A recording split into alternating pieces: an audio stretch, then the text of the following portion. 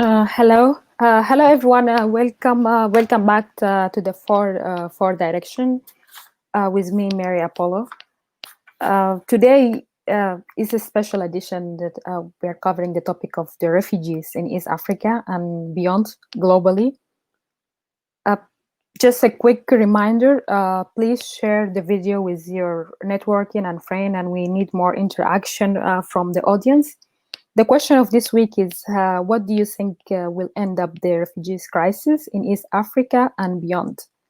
Would like to hear more of the solution and the suggestions from you and your friends. So in this 2019, there is 79.5 people who left their home globally. 26 million were refugees. 45 million were IDPs. 4.2 million are asylum seekers who are around the world. The bad news that 40% of those group, or half of them, are children, are under the age of 18. And the problem keep growing. People are leaving their homes because of natural disaster, prostitution, food crisis, seek for shelter, healthcare, and education and livelihood.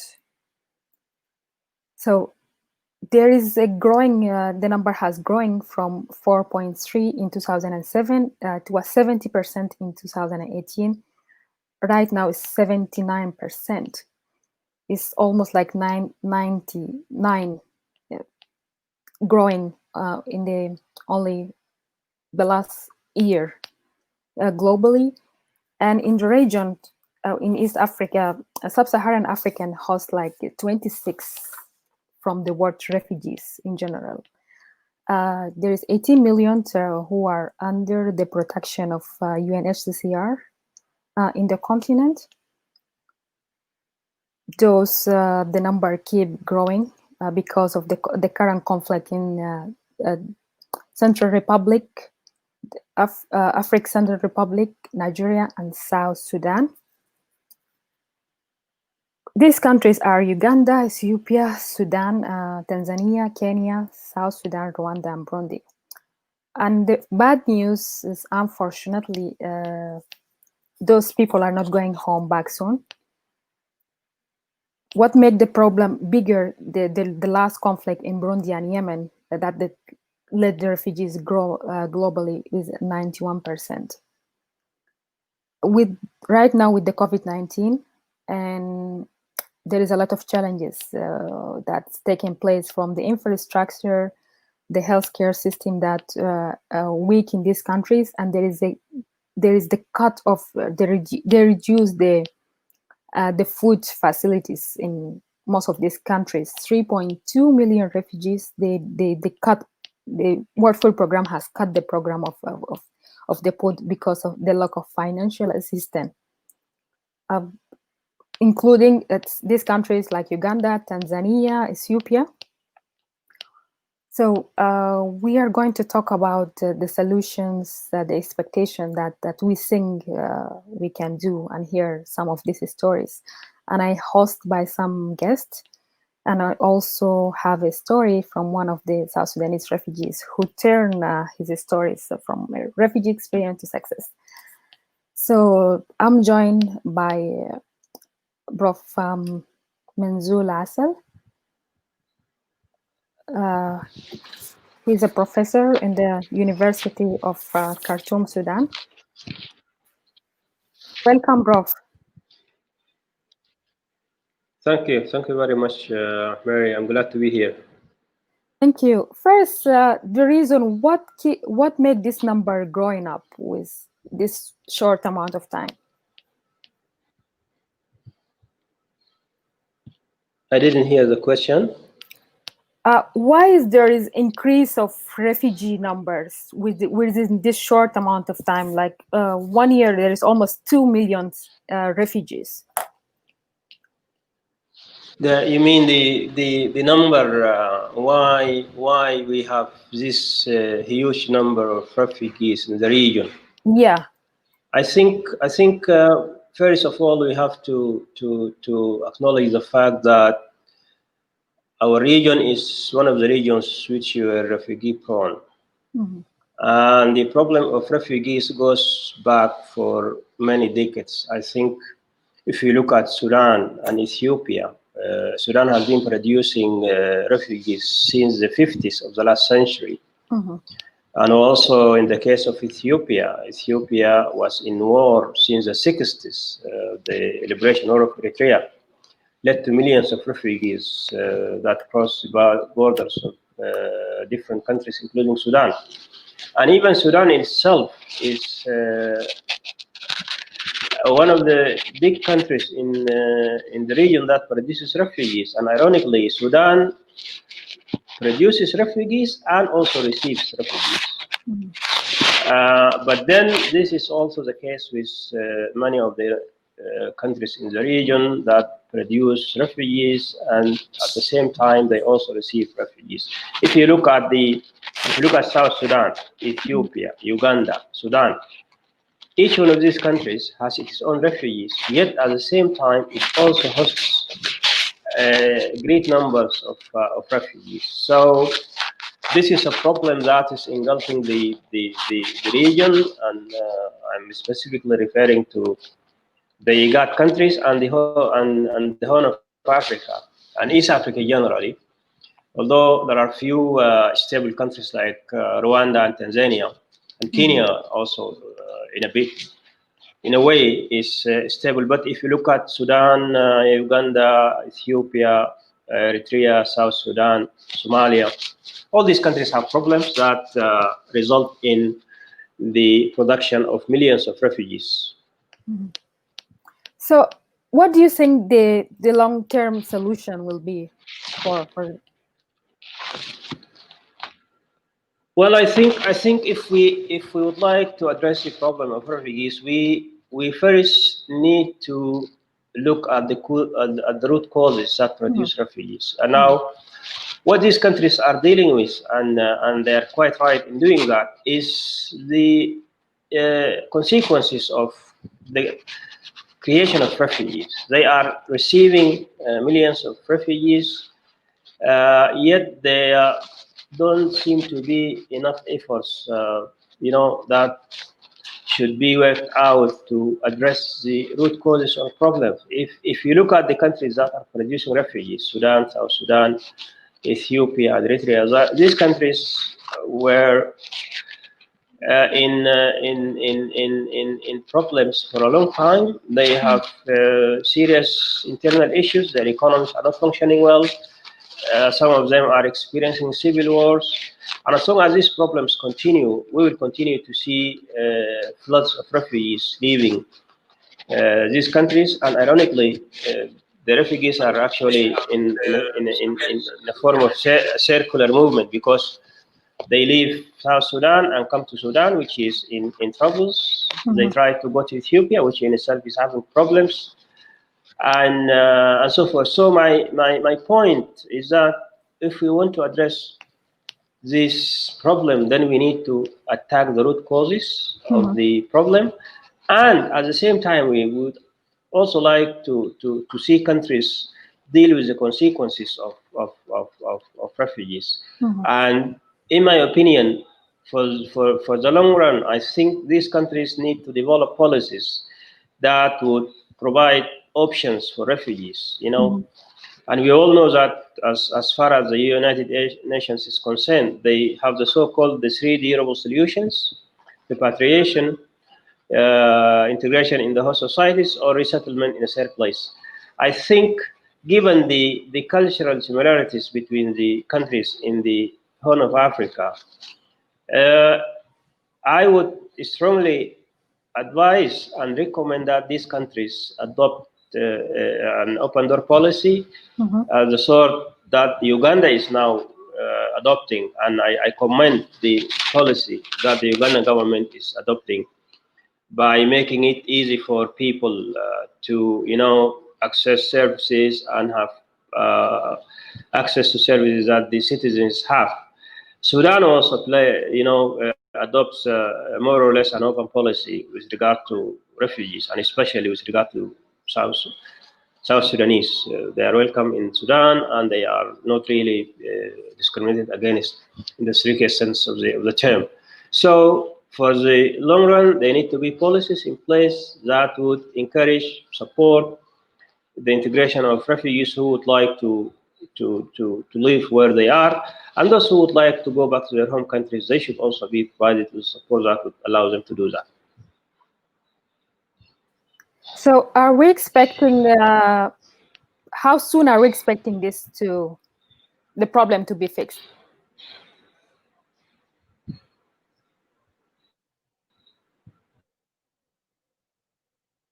Hello. I think there is a problem of networking. I'm going to hold back to go to my next guest and come back to Prof. Manzoul Asaal. So this was Prof. Manzoul Asaal. He is a professor at the University of Khartoum Department of Anthropology. I'm going to welcome my next guest, who is also here, Muzabel Walongo. He's the founder and executive director of Resilience International. Welcome, Muzabel.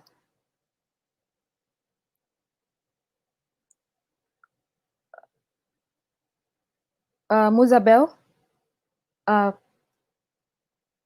you are muted.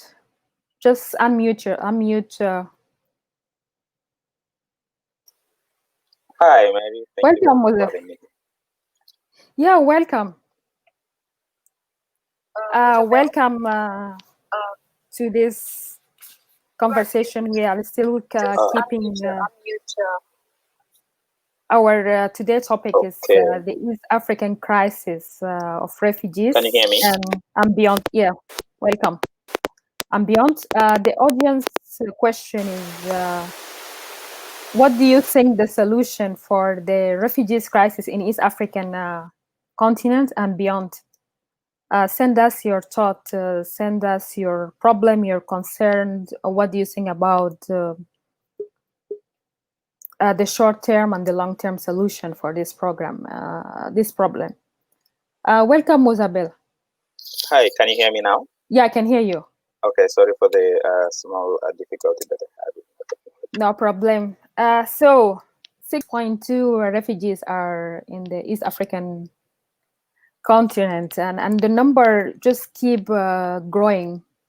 There is increase of 2 millions, more than 2 millions is only in 1 year. As you were refugees who lived in Kakuma before, and tell me a little bit about your experience as a refugee. Yeah, so just briefly, I'm originally from Congo, and my name is Muzabel. I come from the east part of Congo, which has been in war and civilian conflict since about 1996. So we are talking about 24 years right now that this one country has been warring. And so I grew up as either as an internally displaced person in the country, or I spent time as a refugee in other countries. So my early childhood and teenage years, I spent most of that in Tanzania, in a refugee camp there. And then after that, I went to live in Kenya for 8 years. And it's in Kenya where I was living in Kakuma refugee camp. I think the first, when you say about why are we seeing the number of refugees increasing in just a few months, or in just the past 1 year, we are seeing this whole bulk of refugees. There are just so many factors at play, but the most direct one is war, right? We know there won't be refugees if there is no conflict. You know, for example, when I came to Kakuma in 2010, it was only 2 years since many South Sudanese had gone back from the camp. They had been majority in that camp until 2008. And then there was a peace agreement, and almost everyone just wanted to go back home. You know, no one really ever wished to be a refugee or live that life of a refugee. And But then that changed like almost immediately. It was like just after in 2011, 2013, everyone again started coming back from South Sudan into Kakuma refugee camp. Other people went to Uganda. And these type of stories, they are similar, whether you go to South Sudan, you go to Burundi, you go to Congo, where I come from, you go to Somalia, and sometimes even countries that we think are really stable, like Ethiopia. There is always something at play, whether it's, weak institutions or external factors that are causing people to always be in constant fighting, that like the most vulnerable cannot stay in the country, and the only option they have is to run away and look for a safe environment as a refugee. So just quick, how did you start telling your stories and the inspiration of starting your own? You became the founder and the executive director of Resilience Action International. And I think currently you are still working under the ground. You have a team that are working in Kenya and mostly in Kakuma. There is 24.2 right now refugees who are in Kenya.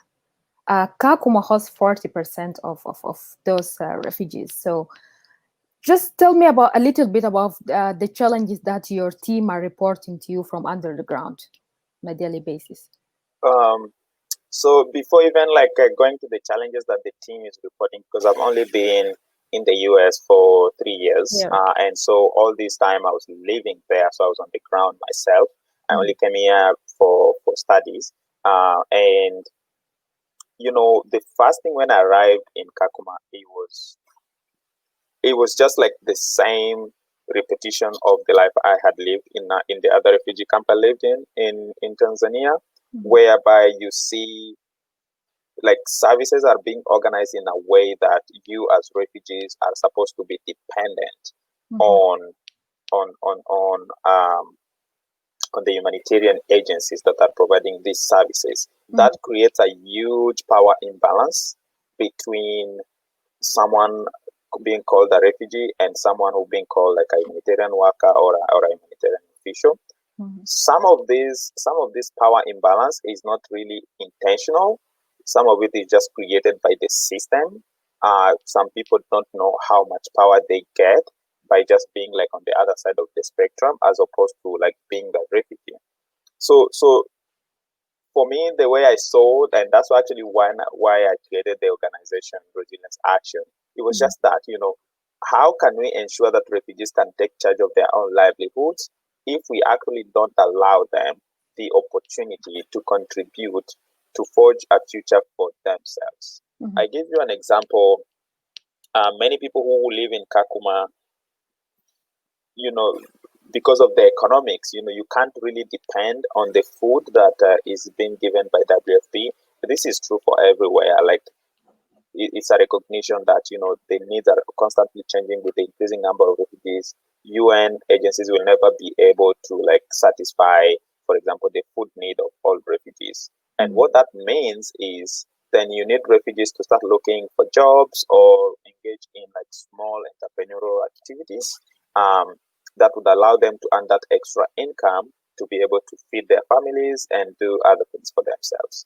And in Kenya, so the first thing you want is like a refugee to be able to learn a language. Someone who's coming from Congo, they speak some bad Swahili and they speak French, they don't speak English. So you want to, give them some language skill. You want to do vocational and skill upgrading. And that one is where we started. And then after you do these skills, the next option is to then see how can you leverage. Now, this is like the big people. How can you now, at the system level, enable refugees to actually be a productive element of the economy? Because whether we agree or not, refugees anywhere, they are a productive part of any economy that they are put in. We have seen this, we have read this in the news and in more scientific research has proven.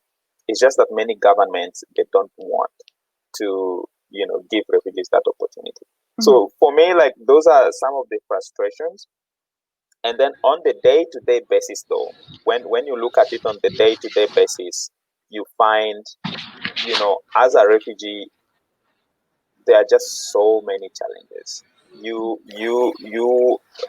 go to bed at night not knowing whether tomorrow you're gonna eat, right? And that kind of determines your thinking for the next day, because that's where you are fixated. God, am I gonna eat tomorrow, right? It's not like how many times am I gonna eat. It's just like, am I even gonna have a chance to eat something tomorrow? That's the life of a refugee, and it keeps repeating itself every day of the month, every day of the year. You hear someone tells you, I've been a refugee for 21 years, just like me.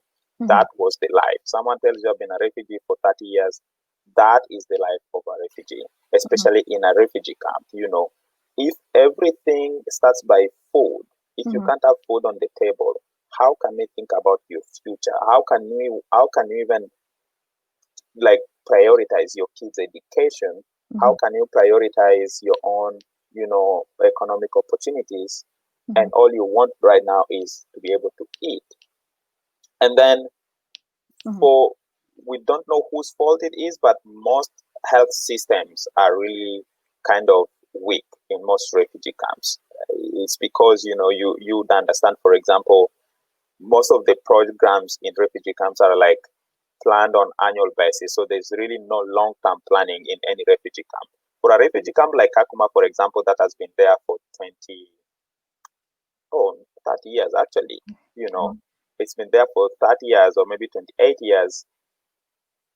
Everything is planned year by year until now. That is already a small city within itself. We should now start thinking about it as a city and take like some long-term projects in the refugee camp. So that's what I would say, like in terms of the challenges that a refugee would face on the day-to-day basis. Okay, so Prof. Manzoul is back. Let me go back to him. So, Prof, welcome back. You talked previously about the strategies and the policies that the government should take to measure the problem of refugees. How soon are we expecting to see the results? Well, that was just a suggestion for my part. And as far as I know, the Sudan has revised its refugee policy of 1974. They did some revision to that in 2016. And as far as I know, the Sudan applies a generous refugee policy, especially with regard to refugees from neighboring countries like South Sudan and Ethiopia. Of course, they are still seen as refugees, but the policies of the government, at least the declared ones, do not put a lot of pressure on refugees as far as refugees from South Sudan are concerned. But I think what I was calling for was explicit policy that applies across the region, not only in one country, because it doesn't work if Sudan applies and South Sudan does it, and if South Sudan does and Uganda does it. So there need to be a region-wide policy. And one of the encouraging realities was that the IGAD were developing an integration policy that would, if implemented, would allow people to move freely across the region. And that would automatically solve the problem of refugees. But I think we are not looking at a very close policy, at least in the coming 2 or 3 years. Perhaps it's going to take some time. But eventually, if these countries are serious in addressing the problem of refugees, they need to move towards such policies that regularize movements of people and ease restrictions on how people cross borders and make use of the resources that are within each and every of these countries. So these are just suggestions, and I do hope that these countries take these suggestions. And to have this be a reality, I think civil society or the organizations that are working to provide support for refugees need to embark into lobbying activities that would push these countries into this direction. So under the 1951 convention, the Geneva Convention of, how can we raise, how can in general there is this this issue as an international, if we move from the regionally to the international level to address the issue in a broad way, how can we do that? What did you say? I didn't hear the question well. I say, how can the issue of refugees be being addressed in an international platform? Well, the refugees are not only national problem; they are international problem, and this was very clear in the 1951 Geneva Convention that defined who a refugee is and who is not. But due to the complexity of the situation of refugees, I think the 1951 Convention is not able anymore to address the complex realities of our current world. Because that clause or that convention specifically dealt with political refugees or asylum seekers. But the reality of our current time is that most of these refugees are so-called humanitarian refugees. There is a generalized sense of insecurity.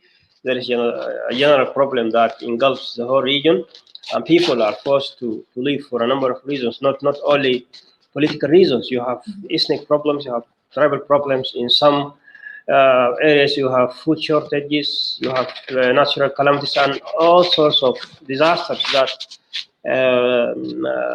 force people to leave their places. So there is a need to rethink all of these conventions and different,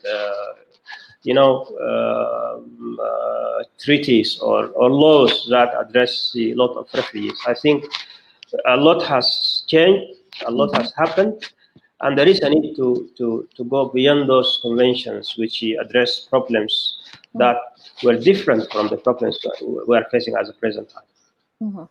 So, thank you, Prof. Manzoul.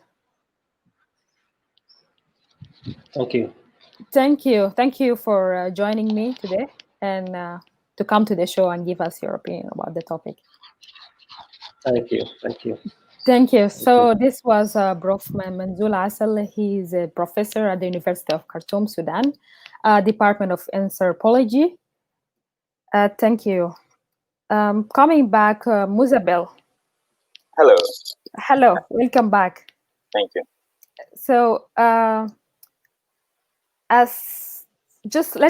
tell me a little bit about how you move, how you were able to move the stereotype of refugee in general to tell your story and inspire others, and you become the founder of Resilience International.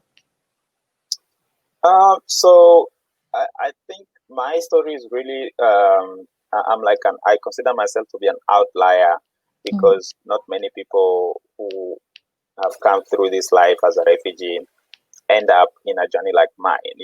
I know a couple of us, but just to let you know, I grew up like at the very bottom of the poverty line. As a refugee, you don't have anything at all. But very early on in my life, I started creating values for my own life. And education was something that I really valued. So I remember like when I was finishing my primary school, we used to study under a tree with, no classrooms. And, we still used to go to school, and we say we go to school, we see our teachers. And then I finished, I did my high school.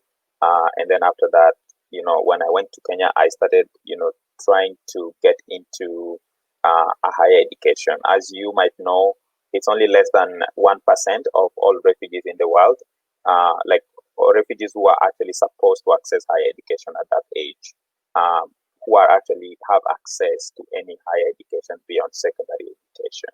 And so I was going into it with like a lot of, I didn't know what was going to happen, if I was going to be successful, but I just wanted to try anyway. And so that's where kind of my journey started, even like in terms of being able to share my stories was through this platform. There's this organization called Jesuit Worldwide Learning. They are in Kakuma, and they offer an online diploma. So as a refugee in Kakuma, you are able to do a diploma from a US university as if you were in the US. So you're doing it online with the professor, interacting with the professor on day-to-day basis. And that kind of expanded my horizon, because that was the same time that I was also starting the organization. So I started the organization in 2010, and I joined the Jesuit Worldwide Learning Program in 2011. And that was also the time when Facebook and other social media were coming up. They were growing. And so I started leveraging these opportunities. And then when I finished that program, I went to study for my bachelor degree at the Catholic University of Eastern Africa. And at the same time, I was recommended by the UNHCR to attend a program in Qatar that was funded by the Qatar Foundation. It's called the WISE. And so that also expanded my opportunities, and it gave me a platform to be able to tell people about my work. And through this, my organization as well, Resilience Action, started getting new partners and new donors who started inviting me to conferences. So while still living in Kenya as a refugee, I was able to attend conferences like in Kampala. There was one I attended virtually in Ethiopia, and a couple of others that happened within Kenya. So these opportunities to get out of that limbo of a refugee camp and be able to tell your story and be seen is a rare opportunity for refugees. It's really rare, and for me, I'm really proud and honored that I am where I am today. And then just to add on that, so when I finished my studies, I applied to a couple of universities to go and do my master's, because I thought, I wanted to do a master's in international development or any public administration, to be able to then, have a much bigger impact, whether it's for the refugees or just the people who are living in poverty. And so that's how I ended up coming to Georgetown and did my master's there. So currently, Kakuma is hosting mostly 40% of the refugees, with the current COVID-19 that is spreading around in the continent. Just what are some of the challenges that the refugees are facing under the ground? Archie, your team are working under the ground.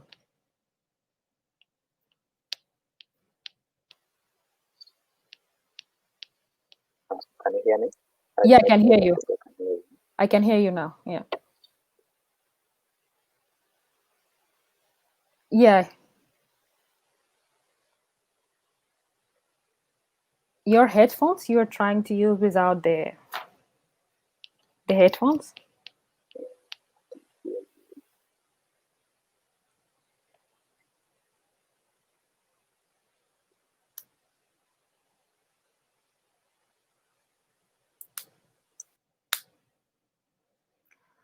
So we are still talking. We're still our show today is the refugees in East African countries and beyond. We have a drastic number increase. The number has increased drastically from 4.4 to 6.2. And it was just 2 million, more than 2 million refugees in 1 year.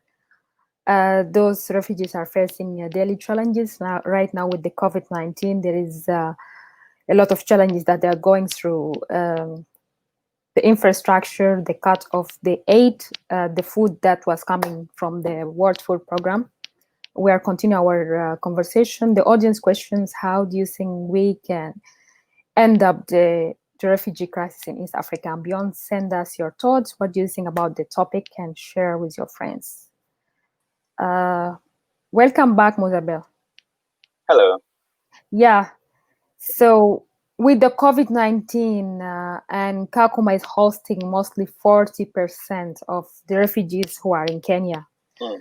What are some of the challenges that the people are facing under the ground? Like the whole of Kenya, Kakuma was also on lockdown for the past few months, I think since March. All activities were closed, schools were closed, markets were closed. Only like basic services were there, and food distribution continued. But in Kakuma, about a few years ago, the WFP introduced a program where, which is a blended program, so refugees received some of their food in actual food, as well as received some of it in like cash, like food stamps. Like so, they would be given mobile cash to go and buy food to approved shops. So that the fact that they had introduced this idea about like 3-4 years ago was really a big thing, because it would have been a huge catastrophe if the food supply chain was blocked because of the COVID, and then there was no way to enable refugees to buy food. However, with the lockdown, what that meant is food prices increased, and so the value of that cash handout that was given to refugees was really minimal. And in terms of food, I'm really expecting, if they share the numbers, for example, in Kakuma, a high number of malnutrition, we would be able to see, we'll see that increase in the future. I think this will be a common trend in all refugee camps, just because, with the limited supply chain, there will be some months where like WFP will not be able to provide food, for example. And then with the closing of market, it just makes things more difficult and more expensive. I know, for example, Kakuma has better services than like other refugee camps, for example, in Tanzania, where like things just get closed and no information is provided to refugees. And so you're kind of left to provide for yourself, but then you don't have any direction. So part of the program that you are doing under Resilience International, you working also in education. 3.7 million refugee children are out of school. According to UNHCR, 61%. There is an increase on the primary school education from 61% to 63%, and 23% to 24% for the secondary school education. But it's still, there is 19.9 refugees, 7.4 million who are outside of school. What is the solution for that? Yeah, so I really agree with you with those numbers. If you can add to that, for example, we only have like maybe 50 to 60% of refugee children who are actually in primary school, and this number is different from each country. But if you look at the global school attendance statistic, you'll find that globally it's about 90 to 95% of kids of elementary school are actually in school. And for refugees, these numbers, they keep dropping as you continue with the higher education, like especially at the secondary level, as you said, only 24%. If you divided that number even in terms of the girls and boys, you will see that in primary school, the number of girls and boys is almost parallel, if not more. But then you go to high school, you find the number of girls who are actually in secondary education, it falls dramatically. And it continues to fall when you go beyond high school. In tertiary education, as I said earlier, is only like less than 1% who are in higher education. So I think there are a couple of factors here that are at play. So one factor is just refugee camps are not, they are temporary in nature, right? Even if it's 30 years, but those 30 years are called still temporary. And that makes it difficult for long-term planning for things like this. there's no long-term policy. There's only 1 year policy, right? There's only 1 year strategy. And so you find even the infrastructure being put in place, they are those long-term. They do not always put into consideration what will come up next year, for example. They would, but the money will not actually cover that. And so you find like in many refugee camps, the available infrastructure are always less than the number of children who need to be in school. And this infrastructure, I mean classrooms and the teachers, the number of trained teachers that are actually available to teach in these schools. The other challenge you would have is when children are spending time between two countries, they're in South Sudan, they're in Kakuma, they're in Burundi, and then they have to be in a refugee camp.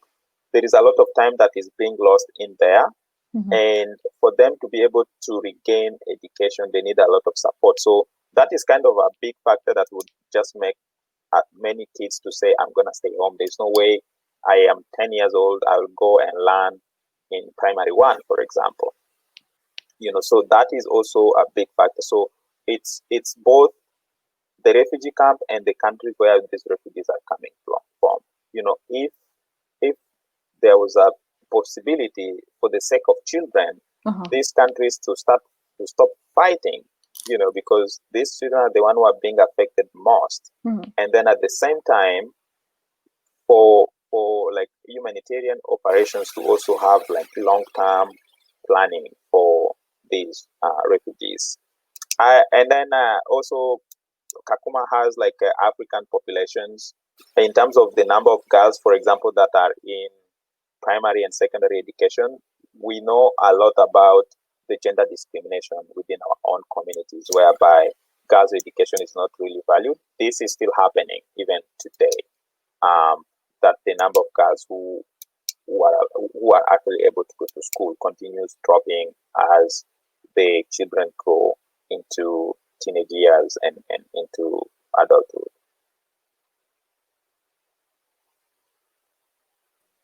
I think there is another issue of that 30% of the girls who are in this refugees camp, they start birth before the age of 19. And there is a lot of issues of sexual harassment, sexual abuse by the people who are in the refugees, by their partners who are there. And currently with the COVID, these numbers keep increasing and keep rising day by day. So what is the problem here? And the solution that we expected to have in the short term?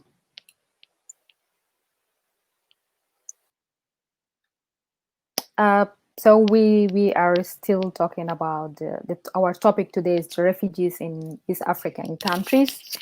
And beyond, what are the solutions for this? Muzabel, welcome back. Yes, I'm sorry, I don't know what's happening with my connection. But so I also wanted to say something else. I don't know where we stopped around, like the reason for education. And I was saying the other reason that I could give is just around the access to services like food and water. If a kid is not able to have food home, this impacts their ability to go to school. So they're just these small factors that all build into the number we have of preventing kids from being in school. We can move on to the issue of the reproductive health. And there is a statistic by the 18 women without reproductive age. 9.1 of them were pregnant in the camps. 3.7 increased primarily the health care unutilized that provide to them. 4.3 were complicated. They have complicated during the birth, when they give birth. So it's still Resilience International. You work on the issue of representing the reproductive health. What is going on here with with these numbers? Yeah, so we did a lot of adolescent sexual and reproductive health. This year, we kind of transitioned that into livelihood focus. So we are still giving reproductive health information, but within mixed in our livelihood programs. But I would say we did a survey back in 2015 about what you just talked about, the number of girls who are getting pregnant, and also like the number of just general women who are getting pregnant without intending to. But I have more. I know more about the girls, like adolescent girls. In Kakuma refugee camp, for example, girls start getting pregnant as early as 12 years old. And you find by the time they turn, by the time they celebrate their 18th birthday, it's a huge percentage of girls who are already sexually active by that time, either through just the teenage years, but a big chunk are also people who are introduced to sexuality by force. They were raped mostly by like relatives or close people, and so that also contributes to the number we are seeing of teenage pregnancies, which in terms creates a huge burden for these girls, because most of them, they have to tend for these children even years after. Most of these girls will drop out of school. They will not be able to go to school. And why are we seeing these numbers? From my perspective, one is just the limited information that we give to adolescents. Especially most refugee communities, for example, in Kakuma, you will see that most people come from African communities, and we tend to be very conservative when it comes to sexual matters. And so how much information is given to these girls or boys or youth in general is really, really limited.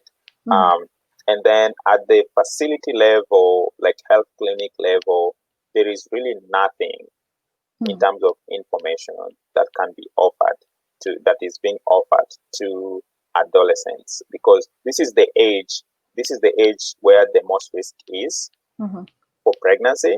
But most organizations, they feel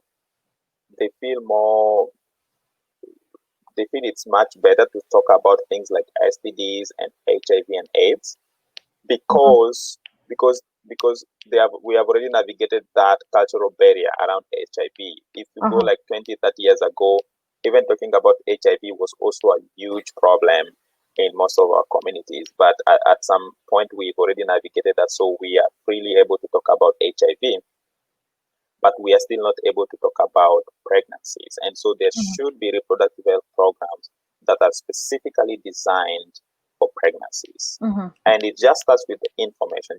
We saw, for example, many girls that attended our programs, just having that information before even giving them any service or any additional counseling, just giving them that accurate information so that they know how their body functions, how to stand on themselves, like on their own feet, and how to prevent themselves from unintended pregnancies.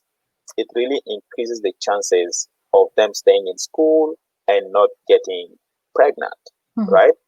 And then on the other hand, it's services. I'm talking about contraceptives, condoms, as well as just the additional professional health services. These ones for adolescents, they are not existent. And I think it's not just in Kakuma. I think because it's a very controversial, like culturally controversial service, many humanitarian agencies just prefer to not offer it. There are cases where adolescents are given reproductive health services. For example, if there was an immediate rape case that was there, so they would be given the post-exposure prophylaxis to prevent pregnancy. But long-term, like long-term prevention is not always there. Why? For example, if you go to Kakuma, most family planning clinics, they are intended for like mothers. Like you are assumed to be a mother, you already have a child, or you are married. So with the cultural with the cultural barriers that these teenagers will face, they don't even feel like that space is conducive enough for them as a young person, because they're gonna get like a lot of pushback back into the community, especially for girls. It's very, very difficult. So it starts, it starts with having this information, just giving them the accurate information, and then making sure that we have the services that we can give to this youth and adolescents. So when you talk about the long-term plan, how do you envision that will be in the educational curriculum as well? Yes, and it is actually on paper. It is in many settings, right? Even in Kakuma, I believe reproductive health is part of the curriculum. It's just how is it being taught, right? Is it being delivered in an accurate manner? So, for example, and I'm just I'm talking about like what I know when I used to live in Kakuma. Most of the reproductive health information is being offered from an abstinence perspective. So you are a girl, you should maintain, don't start engaging into sexual activity. That is just one story, because abstinence is good. It's not like it's a bad. Abstinence is the best thing to prevent from HIV and just to have to prevent from unintended teenage pregnancies. But you have to tell people the whole story. So it's abstinence, but there is also for those who cannot abstain. Where should you go, or what information do you want? Do you need to know? That is because with the many religious and cultural barriers, it's just so difficult to tell young people. It's not difficult. It's a system that has put in place that we don't tell these young people about this other information. Otherwise, we are gonna be encouraging them to engage into sexual activity. And all that, yeah. So part of the amazing work that you are doing, the Akaba Green Ltd for solar energy and internet services, and you also trying to help build entrepreneur in the upcoming future, a generation of new refugees entrepreneur. How do you envision the long-term plan for this project? Yeah, so my vision as growing up as a refugee has always been a refugee youth, a young person, a young girl or a young man growing up as a refugee with the ability to work, to earn money, whether through owning a business or just going to work somewhere. And so with the two projects that we have, Resilience Action and Okapi Green, they are giving us the opportunity to contribute. So with the Resilience Action, we have our business, small business program, for example, where we help refugees to start small businesses and grow them. And then on Okapi side, what we are trying to solve is how can we give refugees renewable and reliable electricity services that will be able to contribute to growing these small businesses that are being run by refugees. Can you hear me? Yeah, I can hear you. I hear. Yeah, you can continue. So we were talking about the reliable resources that can be provided to refugees and build their personality. Yes, Muzabel. Yeah. So I was saying, I don't know where we got lost, but I think the issue of that you were providing, give them resources, reliable resources, so that can be dependable human beings. Yeah. So we have the micro entrepreneurship program where we train refugees on how to start small businesses, and for those who have already started, how to grow them. In a refugee camp, a business is something that could earn you as much as $100 per month up to maybe $300, but that is a lot of money when you consider that the economy of the refugee camp, right? Yeah. And that's what we are trying to do now on the side of the Okapi, because with Okapi Green, we are going to build a mini grid that will supply electricity to businesses as well as to households. The idea is, because many businesses are saying we are small, but we can grow. We can earn more money as refugees if we had like a stable electricity here. So we are providing electricity as well as internet because of, to give more access. It builds into the livelihood of refugees, because with more electricity, with an internet access, a business could be able to sell more. They could work longer hours. They could even have more product. People who could not afford like a fridge could put a fridge in their shop and sell some other products. So that's what we are piloting right now, and hopefully we'll have an answer by next year. And how this project is going to change the stereotype of refugees in general? Yeah, so the project is actually already changing that stereotype. Like both two projects, like even Resilience Action. Before, you used to be considered like you wait until you are given as a refugee. You don't have your hands, you don't have your legs. But when I founded Resilience Action, and now with Okapi, we were able to show them that you can actually grow an organization. You're actually able to grow an NGO, a humanitarian NGO, run by refugees themselves. Okapi Green is owned by refugees and is run by refugees. The Resilience Action is also owned by refugees and is run by refugees. And that ability, it inspires other refugees to also start doing things. After me, I've seen other small organizations coming up. They are doing a lot of great things, because me, I'm mostly focused on the ability to work, refugees' ability to work, and ability to grow a small business and earn money, And we've seen other organizations that are now doing ICT for refugees, teaching refugees how to code, and these are like fully run by refugees. I have my friend; she's a coder, like she's a coding specialist, and she trains refugee girls on how to do coding. Right? We have another one that is training mothers on agribusiness, on like how you do sustainable farming and take that to the market and things like that. Yeah. So I see the future where more and more refugees have that space to do things, including and it starts with a very back when someone is young. Giving them that opportunity to go to school. That's where it started. Because I don't think if I never finished primary school, I don't think I would have been able to create an organization and grow it where it is now. Okay, so for the Okapi Green, where do you find your resources there, and how many people are working with you underground? So Okapi is run by my friend. He's called Vasco.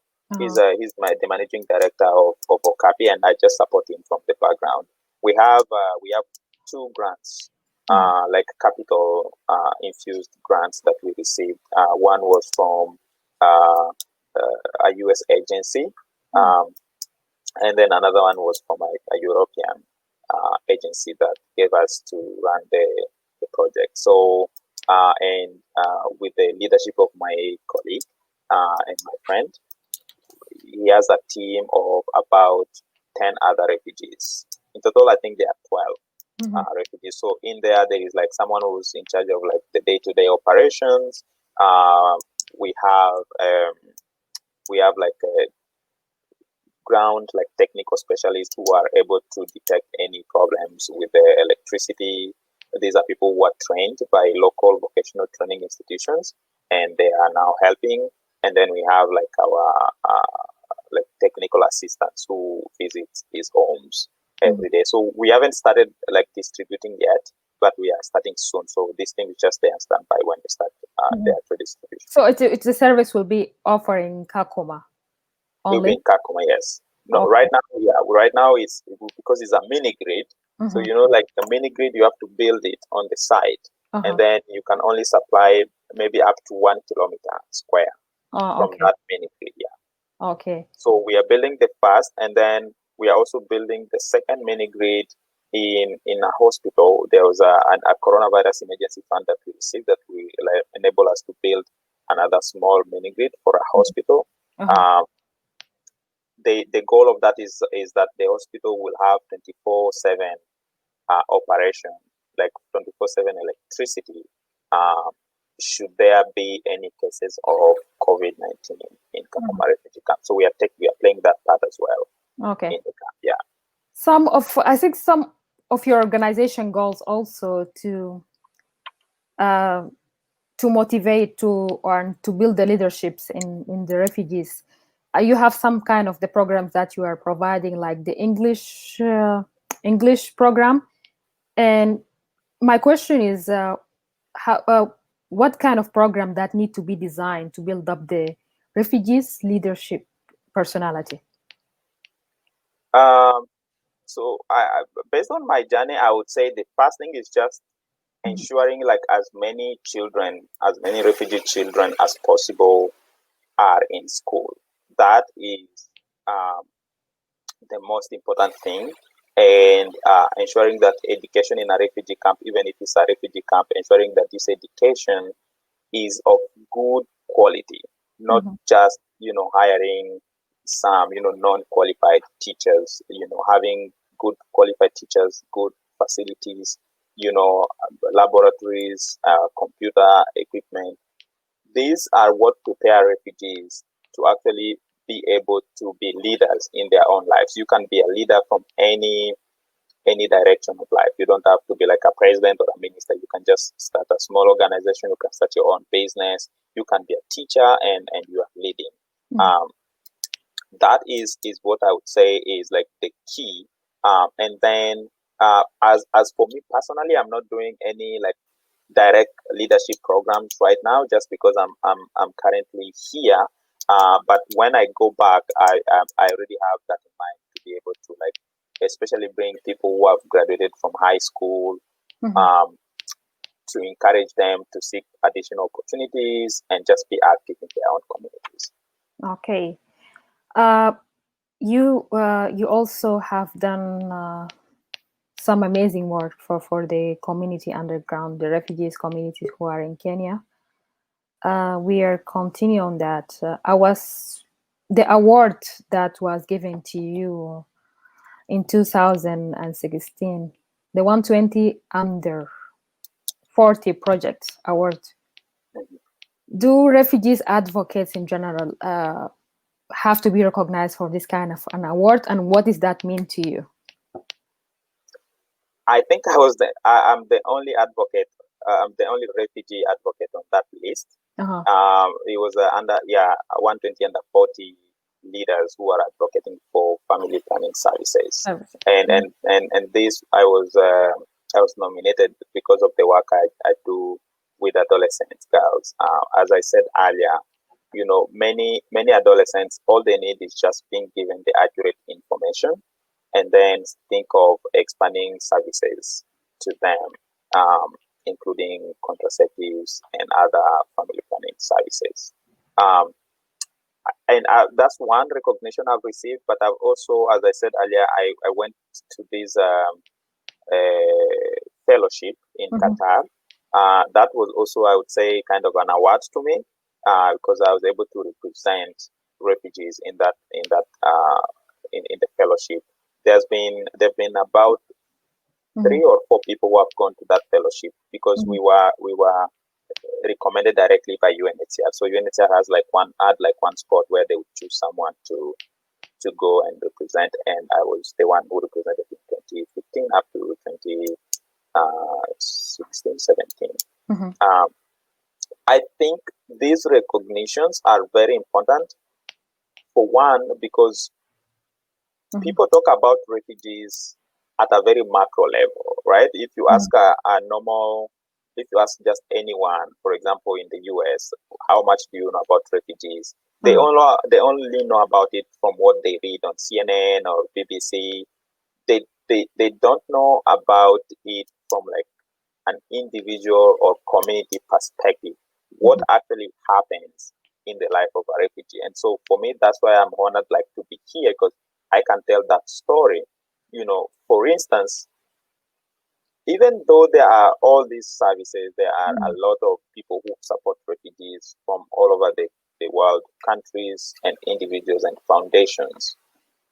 At the end of the day, survival in a refugee camp depends on the refugees and their own communities, because it's never enough. Someone who is living, refugees are actually living, is not even below like the poverty line. They are like maybe at 10% of the poverty line. If the poverty line is $1 per day, then a refugee is probably living at 1 cent per day. And so that is like that level of poverty that can kill, right? But you don't hear stories of like refugees are dying of hunger every day, because life happens. People organize themselves in the communities, whether it's at the family level or 2, 3 families. They forge a way to survive. And those are stories that, I think the world needs to also hear, how refugees are able to survive, how someone like me, who spent almost my entire life as a refugee, was able to get out because I had that access to an education that and the exposure, for people to learn to know me, and then that ability to create things that is giving back to the refugees. Okay. When is this crisis going to end? Oh, when? I think that's a good question. The refugee crisis, it started like it's been there for like maybe 100 years now. I think the UN was created because of the refugee crisis.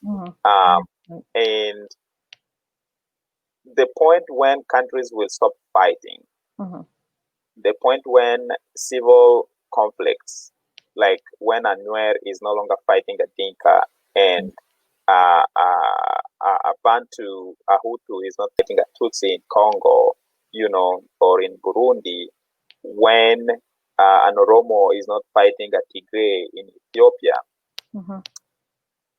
that is when we will start seeing the reduction of refugees, because the number of refugees is directly dependent upon how much is happening in a country. Of course, there are like exceptions. Like, for example, a huge number of early Ethiopian refugees, they were fleeing the drought that happened. So that's a different story.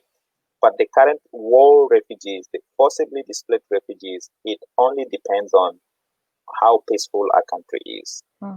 Because there are 3 solutions to refugees, but I can say there are only 2 solutions that are actually accessible. Once you become a refugee, you can either go back home or get resettled to a different country.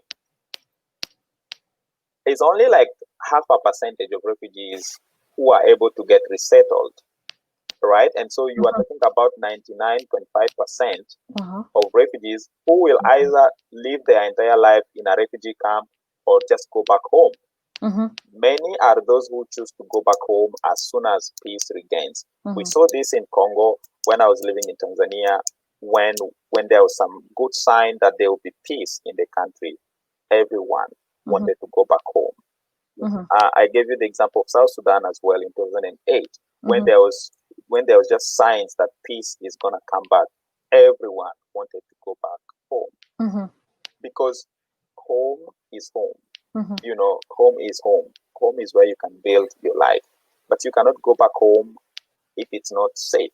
And that's why they say home is where you have safety. So some people are forced to consider a refugee camp as their home. Why? Because that's where they can at least say, I am safe here. And so I think I gave a very long answer, but the short form of it is just that the refugee crisis will stop when we are no longer seeing wars in our countries. And when will war stop? That is now the question, right? When will war stop, right? In my country, for example, I think with good intentions and good leadership, and not having many external forces like external governments, these people who sell guns, these people who come and take the resources. If these people can stop from that external perspective, and then we have more peace building initiatives inside the country, and we can build good leaders. Leaders are not the president, because these presidents, we just have like some corrupt bunch of people who already have the power, and they are just accessing it. leaders are on the ground. The teachers who teach our children, the nurses, the doctors who are in our hospitals, the village leaders, we call them the 10 house leaders. It starts there. If you go, for example, in Tanzania, that's how they've sustained peace all this while. Because their institutions, they start from that level. The teacher teaches children about peace and patriotism. There is every 10 houses, there is a leader who is actually helping to maintain peace and harmony within that community. And then it grows from there. When we have at the government level, is just having an inclusive government. You don't want a government that is just looking for this group of people and not, taking care of this other group of people, because once a certain group feels marginalized and they feel their voice is not heard, they will tend to start seeking for external resources and then use violence.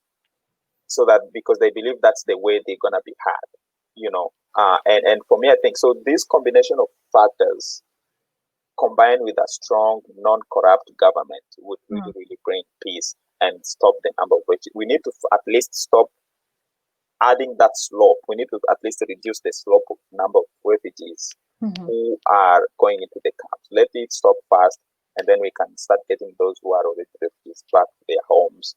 Those who can access resettlement, let them go, because most countries will not give them what we call naturalization, like become our citizen. Not many countries do that. Very few countries give refugees the naturalization option. It's just a paperwork option that many refugees don't have access to. Okay, so Muzabel, right now you are the founder and executive director for Resilience Action International, and you're also the founder of Okapi Green Ltd. What's your message for the upcoming refugees who also want to be in your place? Yeah, so right now I'm only the founder of Resilience Action because I have an executive director who runs. Yeah, so I only founded, but because living from far away is always good to build leaders who are on the ground. And that is my message. You can do it, whether you live as a refugee or you live in any environment where you feel like resources are so limited. You can do it. It starts with the education. Honestly speaking, it starts with building our younger generation, ensuring that we can take that number from 60 to 90% who are in school, taking the high school numbers from 24 to 84. There's no reason why we should only have 24 young people in refugee camps for 30 years. That number has been there, like it's been 20 to 25% of youth who are in high school. There is no reason to have that. If it was like we've only seen this number in like 3-5 years, good. But for 30 years, that number has been the same. You go to Tanzania, it's the same. You go to Syrian refugees in Lebanon, it's the same. You go to Kenya, it's the same. Why do we have these low numbers? So he's calling for like UNHCR and the UN agencies. He's not do something, it's just do your job, right? There's no way we can have 25% forever. We need to bring that number of young people who are accessing IT, because those are the leaders of tomorrow. I wouldn't have been talking to you today if I didn't finish that high school. I did my high school under a tree, right? I did my high school under a tree, and yet I went to Georgetown. Your master's degree. Exactly. So you need at least to have something accessible there for refugees, because that's where the actual leadership abilities are starting to be being built. And then to refugees themselves is just the ability to speak and show yourself out there, because everyone can do it. Everyone can get out, as long as you have like a goal to be someone. Okay, thank you, Muzabel Walongo, for joining me, the founder and executive director for Resilience Action International. Thank you. Thank you very much, man. Thank you. Have a good day. You too. Thank you. So we are still talking about the topic.